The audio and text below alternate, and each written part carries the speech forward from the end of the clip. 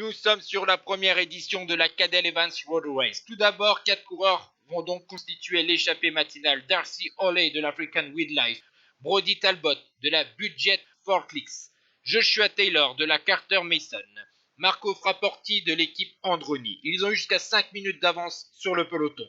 Mais ce peloton va revenir sur l'échappée matinale à plus de 60 km de l'arrivée avant de rejoindre le circuit final, un peloton emmené par les équipes Orica Green Edge, Ethics Quickstep et BMC. Lors du premier tour de circuit, 4 coureurs vont donc sortir du peloton. Bouet, Bauer, Latchborn et Power.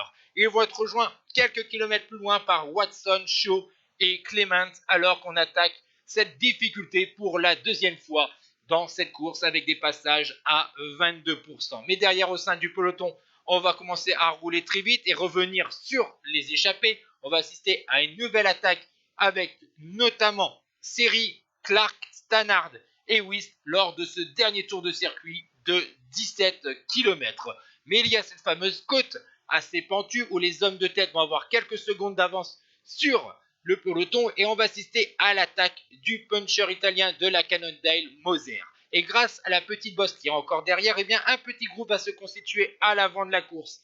Avec donc Rowe, Haas, Mersman, De La Cruz, Evans, Wyss, Clark, Kenog, Caruso, sans oublier bien sûr l'Italien Moreno Moser. Et c'est Kenog, le champion de Grande-Bretagne, qui fait un gros travail dans le dernier kilomètre. Luc Rowe qui lance de très loin le sprint, le cours de la formation Sky, mais il est débordé et battu facilement par le vainqueur du Tour de Wallonie, Gianni Mersman, le sprinter puncher belge de l'équipe Ethics Quickstep, qui s'impose devant les Australiens Simon Clark et Nathan Haas. C'est la 16e victoire professionnelle pour Gianni Mersman. Ciao tout le monde.